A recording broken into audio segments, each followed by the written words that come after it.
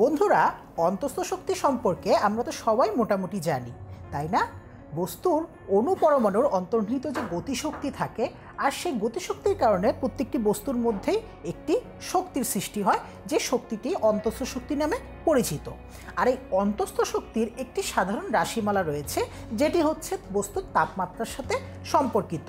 মূলত তাপমাত্রার সাথে সম্পর্কিত, তবে এছাড়াও আরও দুটো টার্ম রয়েছে যার সাথেও মূলত এই অন্তঃস্থ শক্তির সম্পর্ক রয়েছে। তো আসো আমরা এখন এই অন্তঃস্থ শক্তির সাধারণ যে রাশিমালাটি সেটি একটু প্রমাণ করিয়ে দেখাই। মনে করো একটি ঘর্ষণবিহীন পিস্টন লাগানো একটি সিলিন্ডারের মধ্যে এম মোল পরিমাণ গ্যাস নেওয়া হয়েছে। যে এম মোল গ্যাসের চাপ ছিল পি, আয়তন ছিল ভি এবং তাপমাত্রা ছিল টি কেলভিন। যদি আমরা এখন এই এম মোল বস্তুতে ডিকিউ পরিমাণ তাপ প্রদান করি, তাহলে বস্তুর অন্তঃস্থ শক্তির পরিবর্তন হয় ডিইউ এবং বস্তুর তাতে আয়তনের প্রসারণ হয় ডিভি, এবং আমরা ধরলাম যে বস্তু তার জন্য ডিডব্লিউ পরিমাণ কাজ সম্পাদন করে। এখানে বস্তু হচ্ছে মূলত এম মোল পরিমাণ গ্যাস।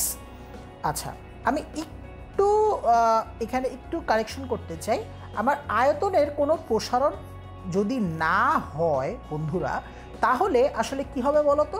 তাহলে আমরা ধরলাম যে বস্তুর মধ্যে ডিকিউ পরিমাণ গ্যাস দেওয়াতে একটি সম আয়তন প্রক্রিয়া সম্পাদন হলো, এবং সেই সম আয়তন প্রক্রিয়ায় বস্তুর অন্তঃস্থ শক্তির পরিবর্তন হলো ডিইউ, এবং তাতে কাজের পরিমাণ হবে কত বলো তো? আসলে শূন্য হবে।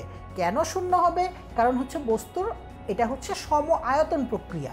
আমরা জানি যে সম আয়তন প্রক্রিয়াতে ডিভি শূন্য বলে, মানে আয়তনের পরিবর্তন শূন্য বলে কাজের পরিমাণও শূন্য। তো সে ব্যাপারটা আমি এখানে দেখাচ্ছি যে যদি এই প্রক্রিয়াটি সম আয়তন প্রক্রিয়া হয়, তাহলে বন্ধুরা যেটি হবে সেটি হচ্ছে যে আমরা তাপগতিবিদ্যার প্রথম সূত্র থেকে এই জিনিসটা পাই। আর যদি ভিটা কনস্ট্যান্ট থাকে তাহলে ডিভি জিরো হবে। তো আমরা জানি যে ডিডব্লিউকে আমরা পিডিভি লিখতে পারি, এবং আমাদের এই অ্যামাউন্টটা কিন্তু শূন্য হয়ে যাবে, এবং তার জন্য আমরা যেটি পাবো সেটি হচ্ছে আমরা DQ is equals to DU পাবো। এখন বন্ধুরা আমরা যেটা জানি যে স্থির আয়তনে বস্তুর মোলার আপেক্ষিক তাপ cv is equals to dq divided by m dt, যেখানে বস্তুর মোল সংখ্যা ছিল হচ্ছে এম, বস্তুর তাপমাত্রার পরিবর্তন হয়েছিল ডিটি, এবং বস্তুতে প্রদানকৃত তাপের পরিবর্তন ছিল ডিকিউ।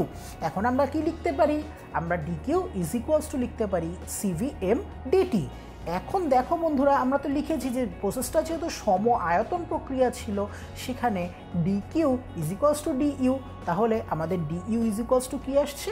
আমাদের du is equals to m cv dt আসছে। এখন কথা হচ্ছে বন্ধুরা, এই যে ডিইউ, এই ডিইউটা আমরা এখানে কি প্রসেস চিন্তা করেছি বলতো?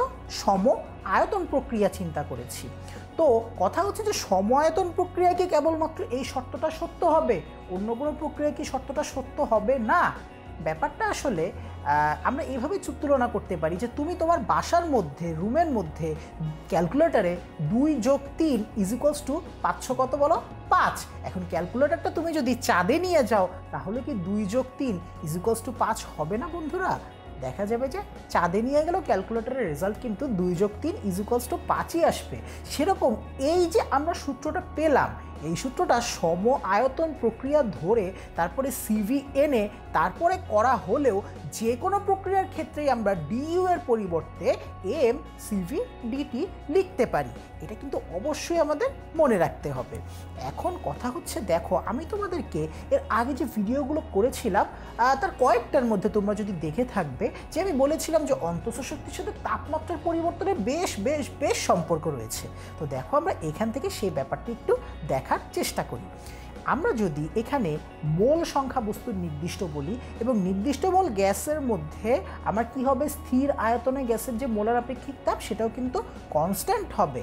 তাহলে আমাদের এম কনস্ট্যান্ট, ভি কনস্ট্যান্ট, তাহলে আমার কি আসলে বলো তো? আমার কিন্তু ডিইউটা সমানুপাতিক হয়ে যাচ্ছে ডিটি এর মানে হচ্ছে তাপমাত্রার পরিবর্তনের সমানুপাতিক হবে হচ্ছে অন্তঃস্থ শক্তির পরিবর্তন। তার মানে তাপমাত্রার পরিবর্তনটা যদি বর্ধিত আকারে হয় বা পজিটিভ হয়, তার মানে তাপমাত্রা যদি বাড়ে অন্তঃস্থ শক্তিও কিন্তু বাড়বে। আবার তাপমাত্রা যদি কমে, তাহলে কিন্তু অন্তঃস্থ শক্তি কী হবে বলো তো? কমে যাবে। এই ব্যাপারটা কিন্তু আমরা এর আগের ভিডিওগুলোতে বেশ কয়েকটিতে দেখেছি। আজকের মতো ভিডিও তোমাদের জন্য এ পর্যন্তই। সাথে থাকার জন্য আবারও সবাইকে ধন্যবাদ।